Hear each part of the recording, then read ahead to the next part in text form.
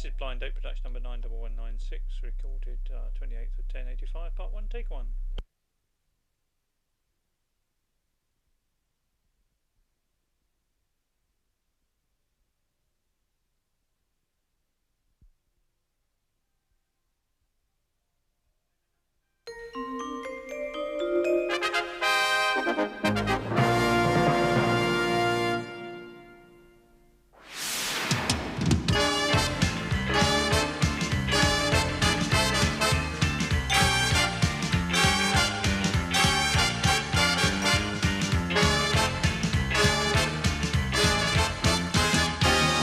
Ladies and gentlemen, it's Blind Date, and here is your host, Miss Cilla Black.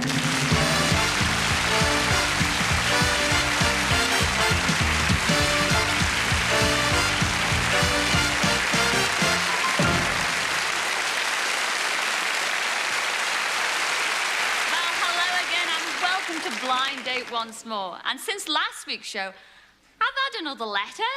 But this time it's from a fella, and here it is. It says, Dear Cilla, any chance of appearing on the show? I am tall, have a perfect build, muscles, suntan, and I'm awfully handsome. Well, listen, heart, I've got news for you. You don't need a girlfriend. All you need is a mirror. My goodness me. But enough of that, let's get on with the show. And here are the three fellas who are going to play Blind Date this evening. So let's go and meet them.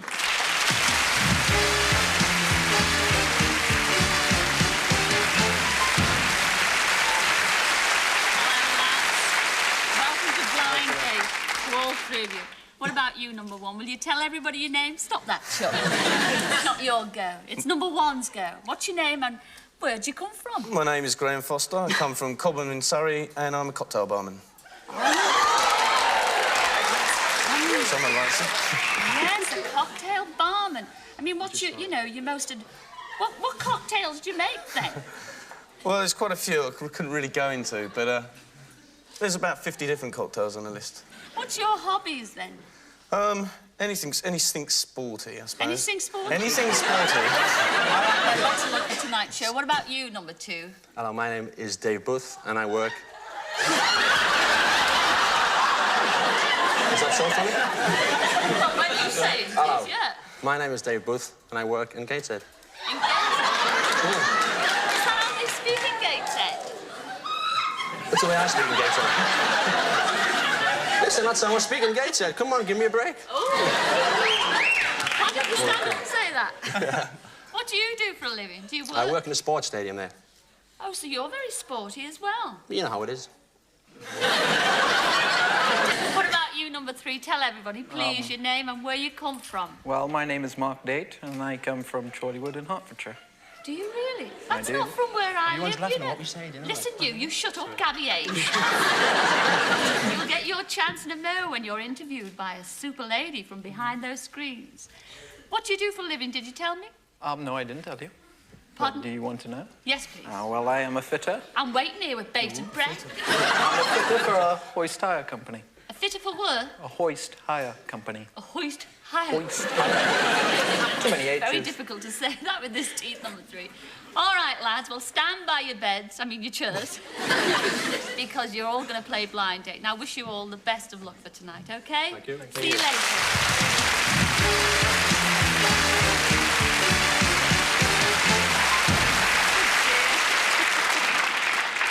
Oh, I feel sorry for this poor girl that's coming on. Anyway, let's meet her. She's Sheena McRandall, and she's from Biggin Hill in Kent, or Biggin Hill in Kent. Come in.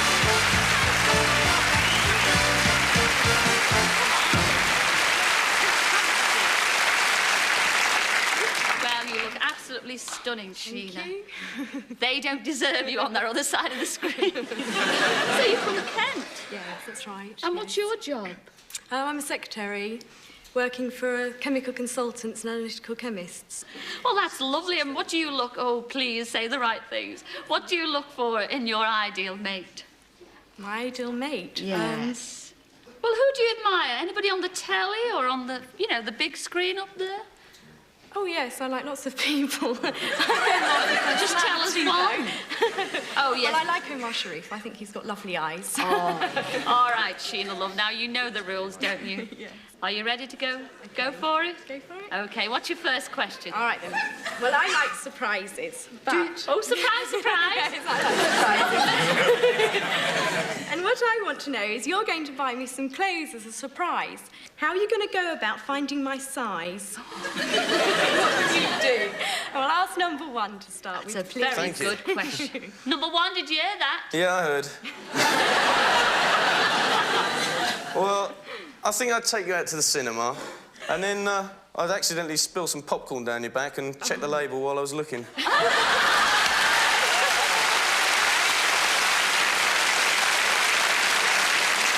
Number two, please.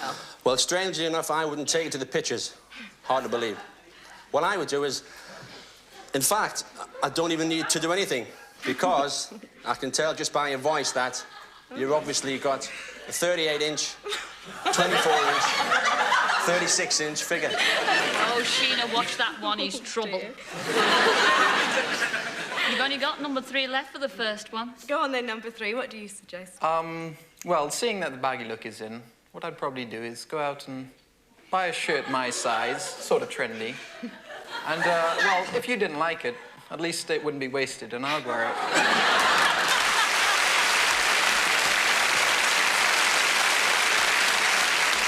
Second question?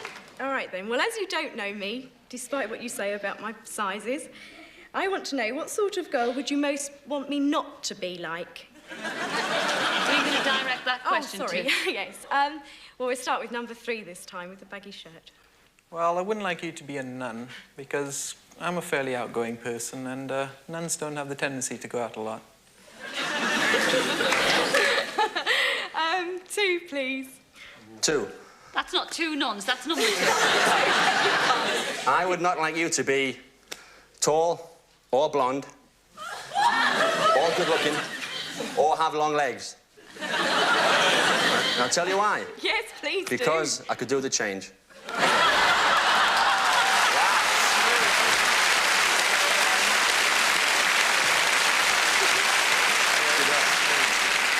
That was number two. I told you it was trouble. I told you. OK, please, number one. What are you going to say? Well, I don't like girls who drive around in Cortina Mark IIIs, drink Malibu and pineapple, and chew gum, especially all at once.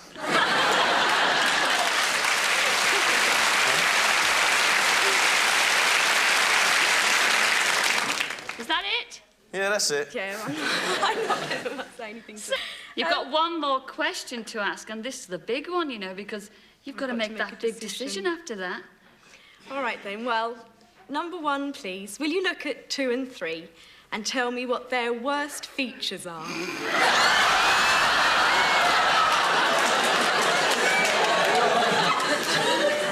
Well, number one... I want it truthful too, please. The truth, please, number one. Well, number one, he's wearing high heels. Wait a minute, I asked number And number two, he needs to wear high heels. She asked number one the I question. am number one. I meant number two's wearing high heels. And number three should do. So who else are you going to ask the question? I'll ask number 2, please. Well, I tell you, I can hardly see a number one here because of the shadow from number 3's nose over there.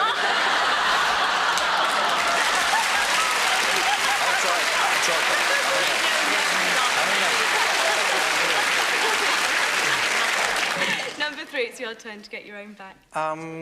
Well, to tell you the truth, we all know of the saying that nobody's perfect. And these two, looking at them, seem to take that to the extremes.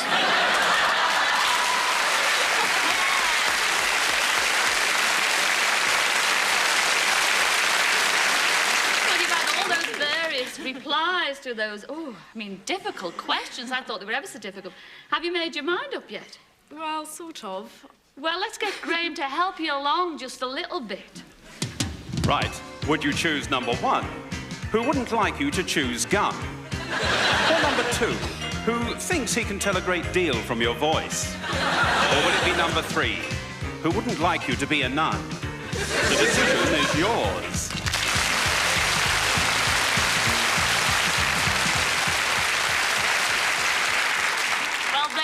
Sheena, the time has come. Who are you going to choose, love? Well, I think despite his wide choice of not wanting a nun, I think I'd like to take number 3, please.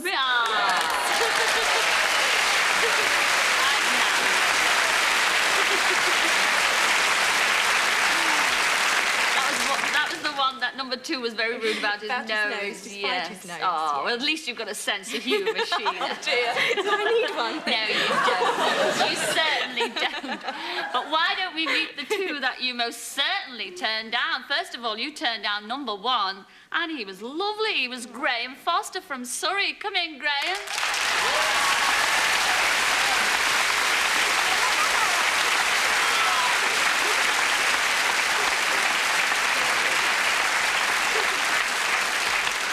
What a shame, what a shame. Too late now, Sheena. You also turned down number 2, and that was Dave Booth from Newcastle. Why,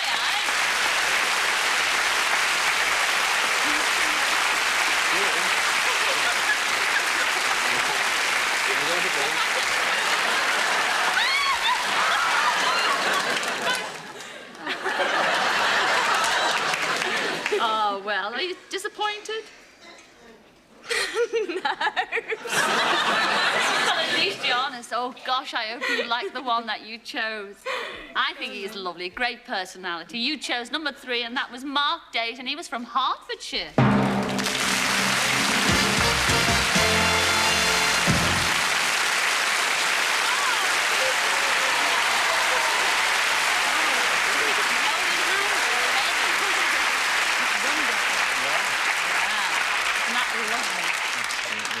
Oh, and I think your nose is lovely. Thank you. Yes. It does shadow your face, but I mean, it's... What do you think, Can't Sheena? all be It's not perfect, too can we, Cilla? No, you look absolutely divine. You really do. And, Sheena, you've got to choose where you're going on this blind date with this fine young man here. It's only to let her choose, isn't it, love? Yeah. Thank you. Now, it could be windsurfing on the Manchester Ship Canal. A day sailing. That wasn't far off, was it? Look at his face. Oh. A day sailing, isn't it wonderful? But it's a special day sailing, actually, Sheena. And it's a, you know, do you ever go to the boat show? I've been once before. Yes, aren't they terrific boats in that boat show? Absolutely. You're going sailing on the star of the boat show. And the name of that yacht is Zulu. You're going to have a marvellous time. And we want you all to come back and, you know, when you've spliced the main brace, tell us all about how you got on. Will you do that, please? Yes, definitely. Well, let's say a big thank you to Sheena and Mark. We all look forward to seeing them next week.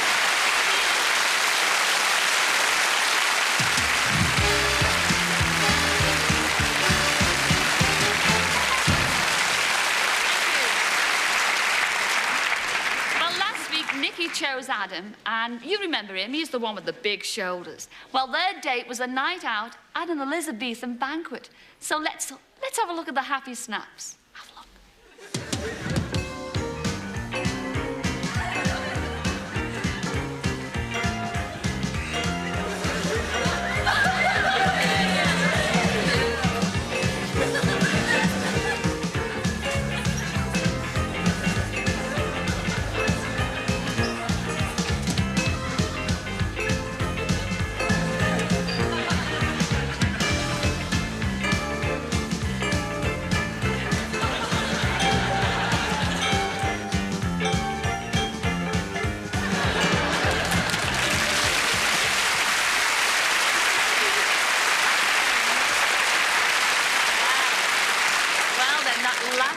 Looked terrific. What were you doing behind that act?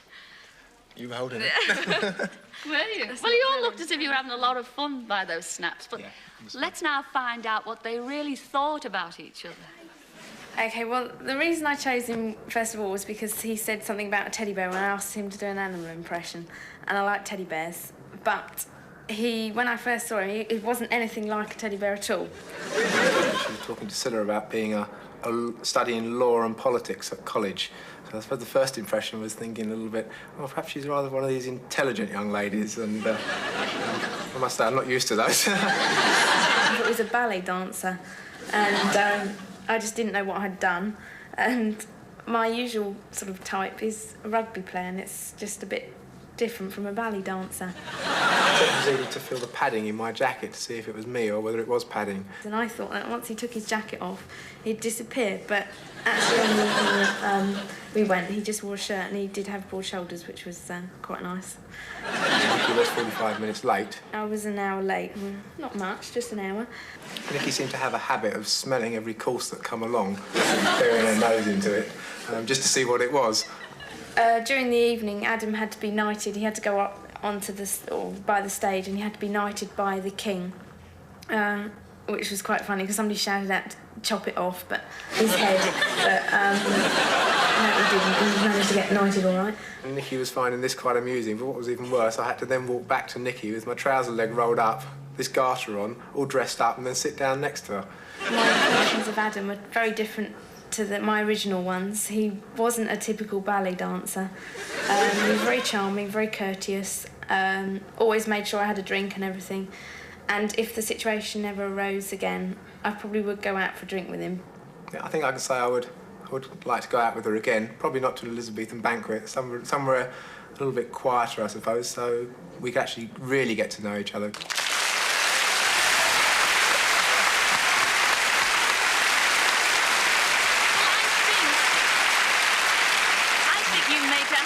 Couple, don't you, ladies and gentlemen? Yes, you look sweet together, but tell me, why were you an hour late? Because you never told us on the film there.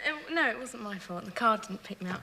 Whose car? Well, he got lost. Oh, our car? Yeah. It was the television's fault? Well, yeah. Our house is a bit difficult to find. So. Oh, is it?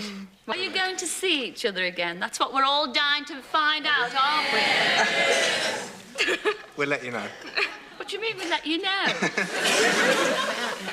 Well, thank you both for coming on Blind Date. We've all had a lot of fun, haven't we, ladies and gentlemen? All these lovely couple, Nicky and Adam.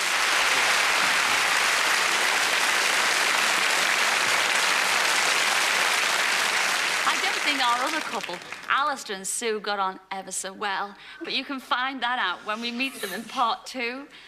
And we'll also meet the next lucky fella who makes his choice from these 3 lovelies. See you in a minute.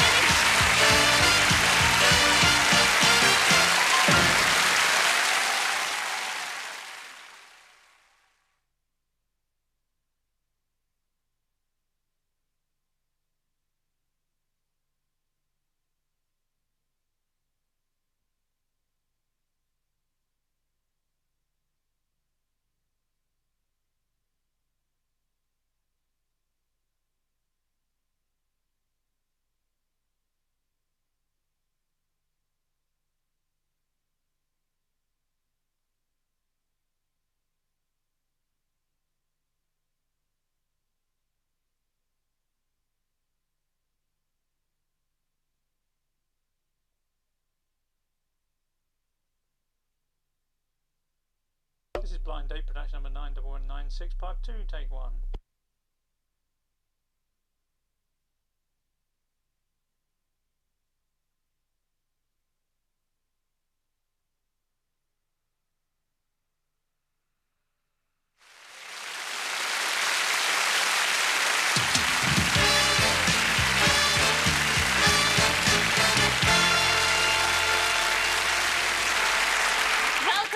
Blind Date. Well, now the shoe is on the other foot, which is absolute agony if you're in stiletto heels. But a lot of fun on this show, because it's time for a fella to take his pick of these 3 girls.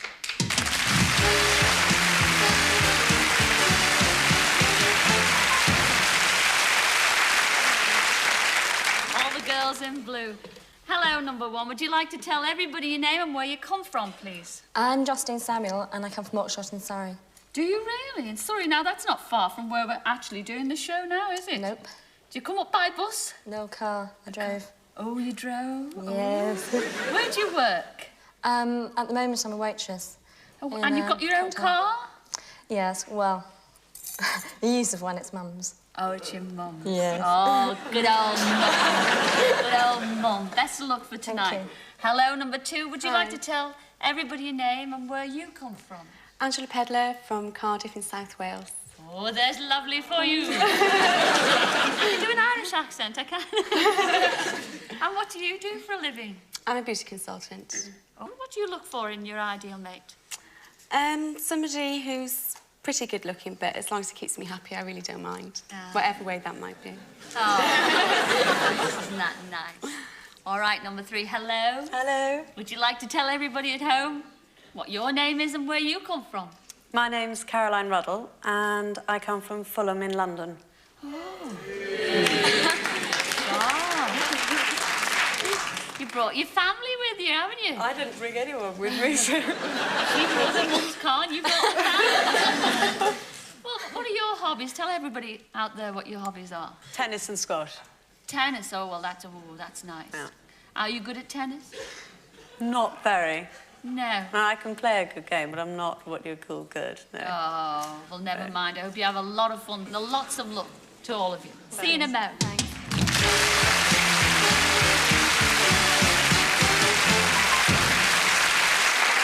Well, of course, those lovely girls don't get a choice, but this lucky man does. And his name is David Antonitz, and he's from Bromley in Kent. Come in, David.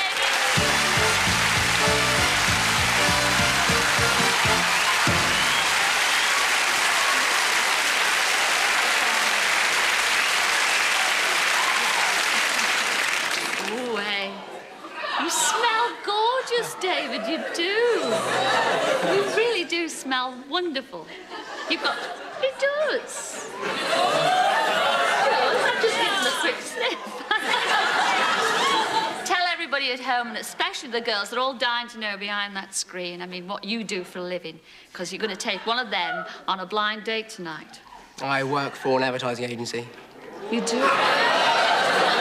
Are we allowed to ask you what you advertise? Well, you can ask me, but it's a variety of things. I work for a variety of agencies. Wasn't that nice? And what are your hobbies? Tell them over there. I drive racing cars. I play lots of sport, squash, cricket, golf. Really? And I'm dying to ask you, everybody's dying to know, I mean, what do you look for? You know, what qualities you look for in a woman? Looks-wise, I like somebody reasonably petite, 'cause I'm not that large myself. And... Well, you're not that little. I mean, you might be small, but you're beautifully marked. Oh, well, there we go. Well, you know, David, you've got 3 questions to ask. You know that, don't you? By the way, how tall are you? Because we don't want to put them off over there. Well, about 5'8". Yes, about 5, you liar. OK, 5'3". No, he's 5'8", girls. Take no notice. I'm only joking. Right, off you fire with the first question. Right, now, I like my women to toe the line with me, so... What would you say if I asked you to wash and iron my shirts for me? Who's that question? That's to number 1. Number 1? Well, I think I'd do it. Yeah. But you've got to take me out for dinner, paint my apartment and clean my car as well. That's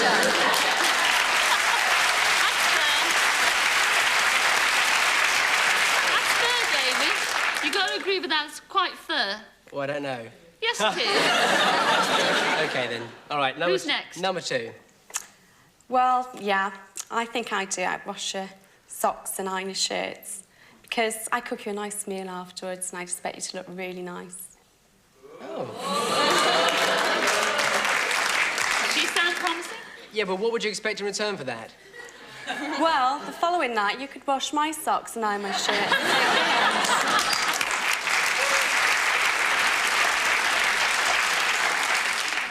And number 3. I think I'd probably be very happy to iron your shirts, but I think doing the socks is perhaps just a little bit below the belt. Well, that's OK, because I don't wear socks. Good. But you smell lovely. You've got another question to ask, David. Right. Now, this isn't actually a proposal, but if we were stuck in an igloo together for a week, what would be your suggestion for us to keep warm? Who's that to? That's to number 1. Well, I'm such hot stuff, you wouldn't have any problem with that. Can't you sense my amazing personality? And to number 2. Well, because I'm a fast knitter, I'd knit you a really big chunky jumper, pair of leg warmers, and then, just to make sure you're really warm, revert to the old Eskimo custom of rubbing our noses together. That's nice. That's very romantic. And number 3. Well, I'd hope that the Eskimo, the igloo, thank you. The igloo was a 5-star igloo. Then perhaps you could go off and get a few brandies for us, and I'll supply the ice. I like that. That's nice. Quite a cute reply. You forming any opinion yet, David? Yeah, I've got a few. Right. My last question. I want to revert you back to your days of reading Enid Blyton and the Dandy. And I want to ask you, which children's character do you most identify with, and for what reason? Who's that to? That would be to number 2. Well, I reckon I've done your ironing, I've done your washing, cooked you a nice meal, knitted you a jumper. It'd have to be Cinderella. And of course, the Ugly Sisters are here. Nothing to do with Enid Blyton or the Beano or the Dandy. And the same question to number 1. I think I'd have to choose Mr. Toad out of The Wind of the Willows, because he's got such tremendous style, throws wild parties, drives fast cars, and you never know, one day Prince Charming might come along and kiss me. Ah. Are you actually saying you also look like a toad as well? And to number 3.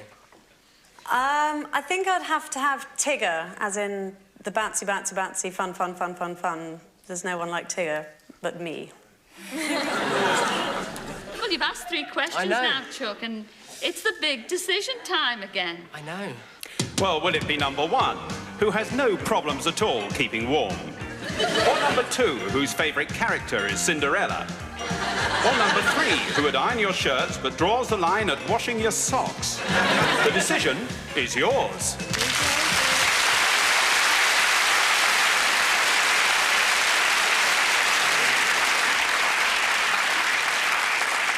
It's a very big decision. It's a very hard decision. They all sound so wonderful. They do. Yep, I think, though, I like the idea of the brandy and ice, so it's going to be number 3. It's going to be number 3.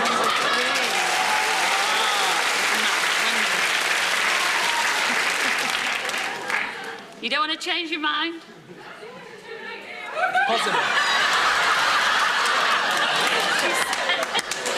Too late now. She said it there. Okay, But no, I'll change. I think you've made the perfect choice. I'll tell you, you turned down number 1, and that was Justine Samuel from Surrey. Come in, Justine.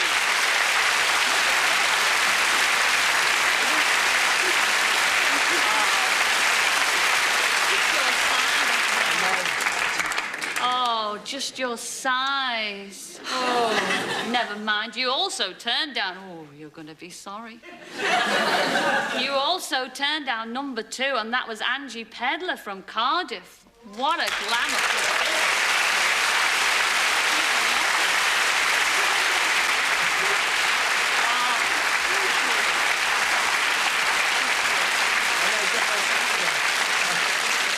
Never mind, it's all exciting stuff. Stand close to here, Stand because close. the big moment has arrived now, love. You picked number 3, and she was, of course, Caroline Ruddle from Fulham.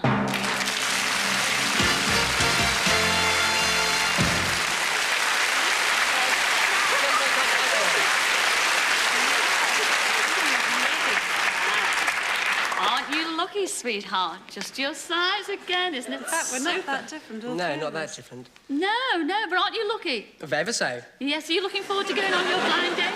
Incredibly. Oh, well, the big moment is... Are you going to let her choose, or what? I think so. I think no, come on, choose. Listen, don't have an argument yet. You haven't been on the date yet. OK, who's going to choose? Ladies first? Yeah, we'll take it, take it. He's a little bossy boots, isn't he? Take it. Where are you going? We're going on a day trip to Paris.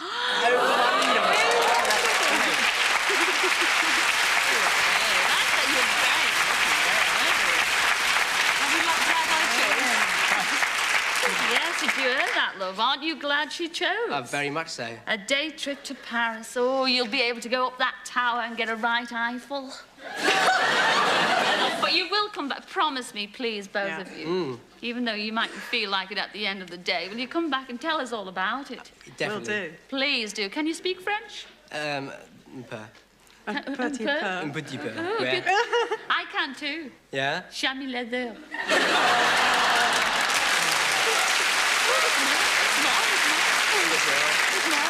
please come back and join us next week. Ladies and gentlemen, David and Caroline. See you next week.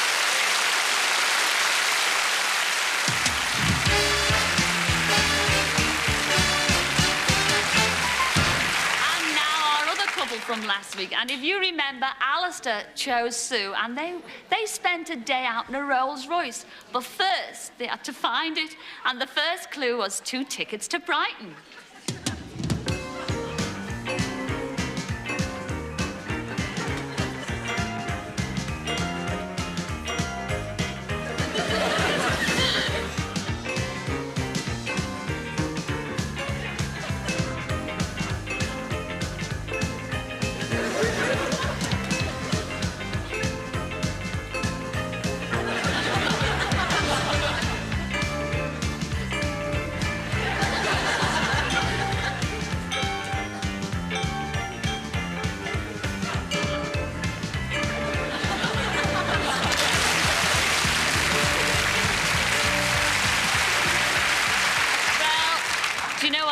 And asked you, I don't begin. I mean, you've got those pillows in between you. I think we better let the camera tell all, don't you? I don't know, really. I really don't know what I expected, what sort of person I expected behind that screen. But when the screen came back, Sue wasn't what I expected. And I nearly fell over. And he was wearing a suit and a red tie, a thin red tie for the show, if you remember. And I think thin ties are very dodgy on men. Very, very dodgy.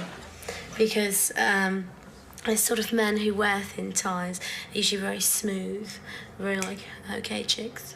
I'm here, it's happening. Well, in actual fact, they're not there, nothing's happening. I was going to pick her up by taxi from her hotel. Unfortunately, the taxi went to the wrong address, which made me 3 minutes late. Because, I mean, I couldn't have cared less if it had been 2 hours late, quite honestly. I mean, I'd have been longer enough doing something else by that point. I mean, I really wasn't that bothered. Yeah, there she was. Mouthful of chewing gum.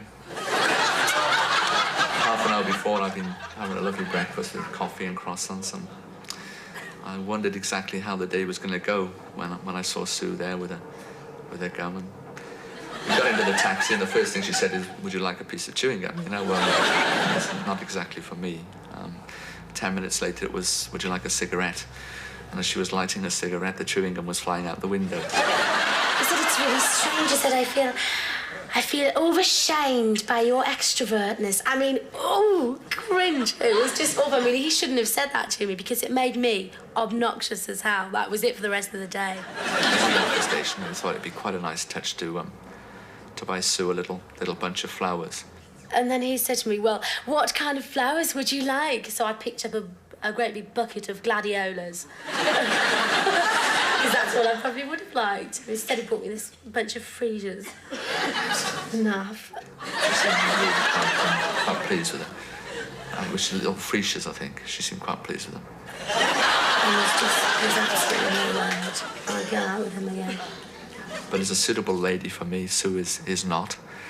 I'm sure she'll find maybe what she's looking for, but I wouldn't be it.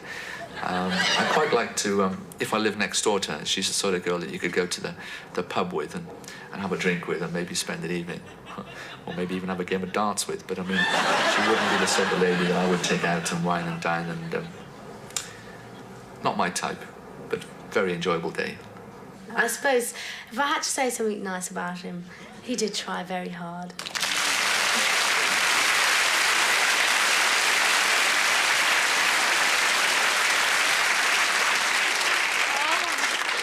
Walls of Jericho between you now. He was quite nice, wasn't he? Sorry? Watch me lips. He was quite nice, wasn't he, Sue? Well, I said if I had the opportunity to speak to this man again, it would be through a medium. I don't mean it. Well, he was all right. What about you, Alistair? I mean, you were quite pleasant. I thought you were very pleasant about Sue under the circumstances. I mean, is there anything, you know, naughty to get your own back you'd like to say about her now that you're on television? I think I was very subdued with the camera all along, and I think that no, I enjoyed the day, and I wouldn't sort of stoop low to criticise the lady.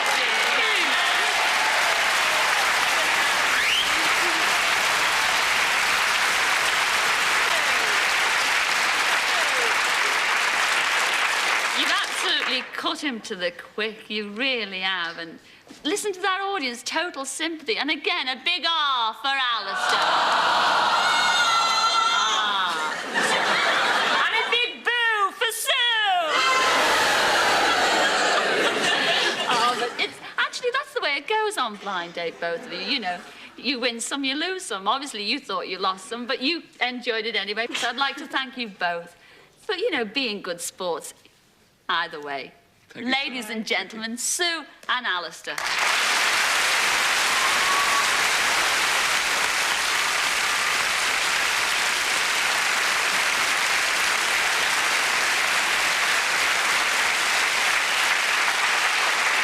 Well, there you are then. So join us next week for some more blind dates when Sheena and Mark and David and Caroline will be back to reveal all. Until next week, ta-ra then.